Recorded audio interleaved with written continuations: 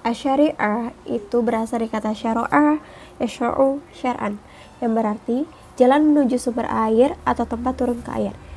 Orang Arab dulu pakai kata ini buat nyebut jalan setapak yang jelas, yang dilalui orang dan hewan buat sampai ke mata air atau sungai. Jalan itu pasti lurus, terang, nggak berliku, karena air itu sumber kehidupan kan. Nah, kalau nggak lewat jalan itu, bisa mati kehausan. Ini kata syariah dipakai buat makna at-thariqatul mustaqimah, yang artinya jalan yang lurus dan jelas. Jadi, syariah adalah jalan hidup yang lurus yang Allah tetapkan biar manusia nggak kehausan secara rohani. Kalau ngikutin jalan ini, selamat dunia akhirat. Kemudian dijelaskan juga dalam Al-Quran surat Al-Jasiyah ayat 18. A'udzubillahi minasyaitonirrajim. Bismillahirrahmanirrahim. Tsumma ja'alnaka 'ala syari'atin minal amri fattabi'ha. Artinya, kemudian kami jadikan kamu berada di atas suatu syariat dari urusan itu, maka ikutilah syariat itu. Di sini, kata syari'atin artinya jalan agama atau aturan yang jelas yang wajib diikuti. Nah, kesimpulannya, syariah itu jalan yang terang, lurus, dan jadi sumber kehidupan. Dalam Islam, jalan itu adalah aturan Allah yang bikin hidup manusia teratur dan selamat. Secara istilah, syariah adalah peraturan dari Tuhan yang ditujukan untuk manusia berakal sehat agar mencapai kebahagiaan dunia dan akhirat. Tanpa syariah, kehidupan dunia kacau balau karena tidak ada aturan baku yang adil. Nah, kenapa sih manusia itu butuh syariah? Karena perjanjian atau aturan buatan manusia cenderung subjektif dan menguntungkan pembuatnya. Contohnya, undang-undang bisa berubah sesuai kepentingan. Makanya, perlu perjanjian mutlak dari Tuhan yang adil untuk semua. Ada dua orang yang susah dinasihati. Yang pertama, tim sukses. Tim sukses itu selalu merasa mereka itu benar. Yang kedua, orang yang jatuh cinta. Logikanya udah ketutup sama emosi. Ya ibaratnya, cinta itu buta. Banyak juga manusia yang masih salah mengartikan. Yang seperti kayak ukuran bahagianya manusia itu sering salah. Mereka mikir sengsara itu hidup susah. Padahal sengsara itu jauh-jauh lebih menyakitkan. Sengsara itu seperti kita dijauhkan dari Tuhan. Itu kan kayak berkali-kali lipat kan sakitnya. Seperti seolah-olah kita itu manusia yang tidak ada, tidak nyata, dan tidak pernah diperhatikan. Kan jauh lebih sakit ya kalau misalkan kalian diabaikan, tidak dipedulikan gitu kan. Ya contoh nyatanya kayak kita tuh gak dipedulikan sama orang lain, gak dianggap, kayak dianggap angin lalu. Itu kan jauh lebih sakit, apalagi ini kayak Tuhan loh. Tuhan kayak gitu. Wah, udahlah. N semuanya N.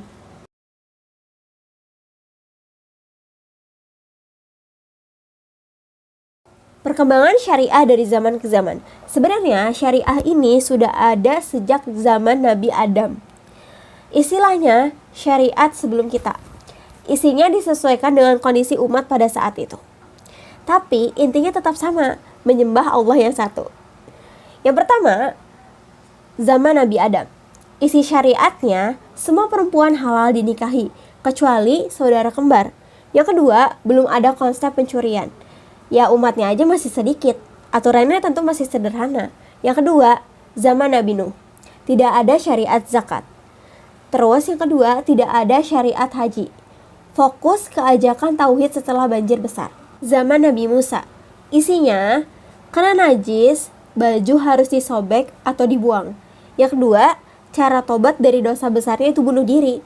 Syariatnya sangat berat sebagai ujian untuk Bani Israel. Yang terakhir, zaman Nabi Muhammad SAW. Pada zaman ini syariahnya sudah sangat sempurna. Yang pertama, orang berdosa cukup beristighfar. Yang kedua, punya utang wajib dibayar. Syariat paling ringan dan penyempurna. Allah bersifat Al-Ghafar, maha berkali-kali mengampuni. Ada 3 syariat yang masih berlaku sampai sekarang. Ini tetap dipakai pada zaman dahulu sampai zaman sekarang. Yang pertama, puasa. Ibadah kuno yang sudah ada sejak umat dulu, tujuannya melatih takwa. Yang kedua, haji. Ka'bah dibangun dan ditinggikan pondasinya oleh Nabi Ibrahim dan Nabi Ismail. Ritual haji mengikuti ajaran Nabi Ibrahim. Yang ketiga, tauhid. Menyembah Allah yang satu. Ini syariat paling mutlak dan tidak pernah berubah sejak Nabi Adam. Selanjutnya, misi utama Nabi Muhammad terkait syariat itu yang pertama, menyempurnakan syariat. Melengkapi ajaran nabi-nabi terdahulu jadi versi final yang cocok untuk seluruh manusia sampai kiamat. Yang kedua, mengkoreksi syariat yang diselewengkan, meluruskan ibadah yang sudah dicampuri tradisi jahiliyah. Contoh, haji dikembalikan niatnya untuk Allah, tawaf wajib pakai baju. Nah, ini poin pentingnya ya. Yang membedakan zaman Rasulullah dari zaman nabi-nabi sebelumnya adalah pada saat zaman Nabi, semuanya serba lebih mudah, lebih dipahami oleh kita manusia-manusia awam. Ya, kalau misalkan kita bandingkan dari zaman-zaman sebelum Nabi Muhammad, itu kalau misalkan dipakai sekarang, itu bakal memicu banyak pro kontra. Tawaf dan haji pada zaman jahiliyah itu sangat berbeda. Pada zaman itu, orang yang kastanya rendah dilarang untuk memakai baju. Ya telanjang, cukup bangsa Quraisy yang boleh memakainya. Ya itu sih sebenarnya rasis ya, buat membedakan mana yang bangsawan, mana yang kastanya rendah. Terus, niat tawaf itu melenceng, bukan mengagungkan Allah, tetapi bangga-banggain bangsawan, kakek nenek, berhala suku. Tawaf itu sambil tepuk tangan dan bersiul.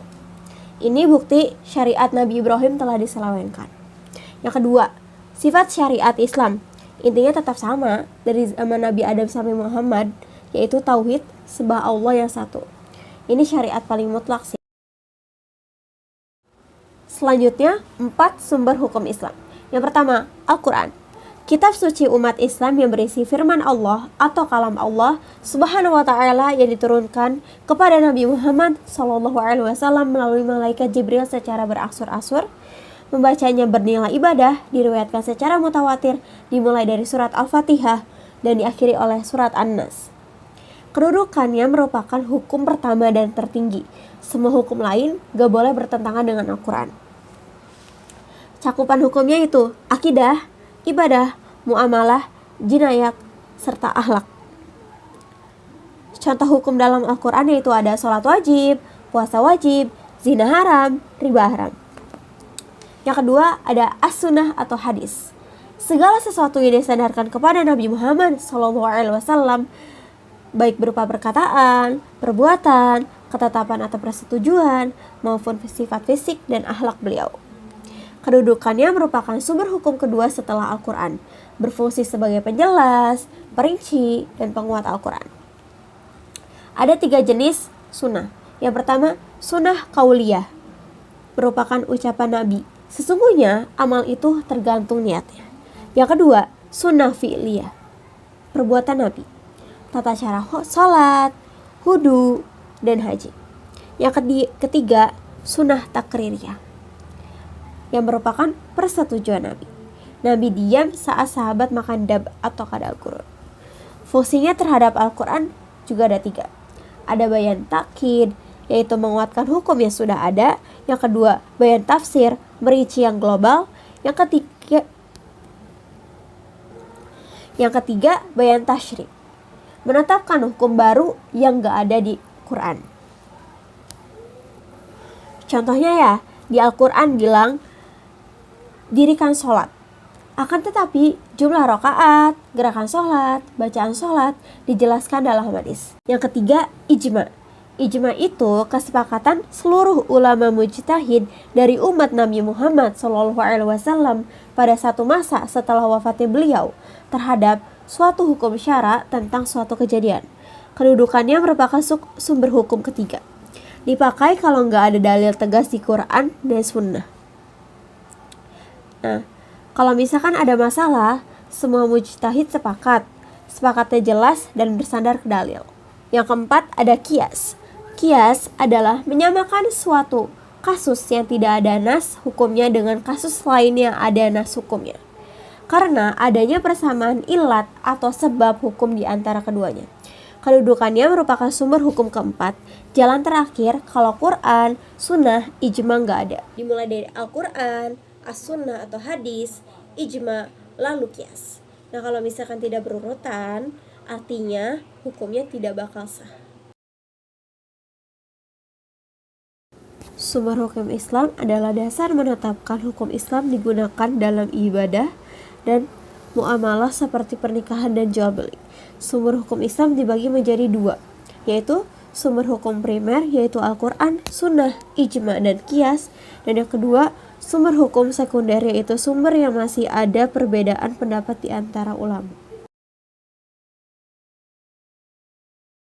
Terdapat jenis-jenis sunnah yaitu yang pertama sunnah yang bisa diikuti atau ditiru, contohnya sholat tahajud dan bersikap jujur. Yang kedua, sunnah khusus Nabi, contohnya memiliki istri lebih dari 4.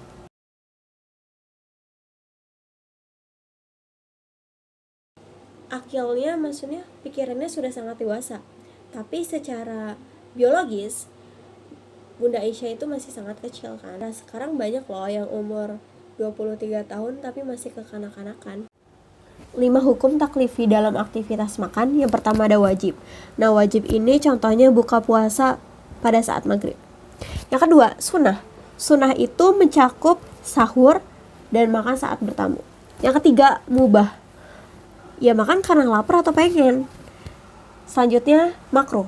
Makruh itu makan sambil berdiri, lalu makan di depan orang puasa. Yang terakhir, haram. Makan siang pas puasa Ramadan, terus makan pas sholat. Sunnah berdasarkan asal. Berdasarkan asalnya, sunnah terbagi menjadi 3, yaitu sunnah yang berasal dari kebiasaan Nabi seperti cara minum, cara makan, dan makanan yang disukai. Yang kedua, sunnah yang berasal dari tradisi atau budaya seperti cara berpakaian dan penggunaan sorban. Yang ketiga, sunnah yang berasal dari wahyu Allah Subhanahu wa Ta'ala seperti perintah sholat dan larangan berbuat dosa. Selanjutnya, urgensi mempelajari ilmu syariat. Kenapa sih kita wajib belajar ilmu syariat? Karena ada hukumnya statusnya fardu ain dan fardu kifayah.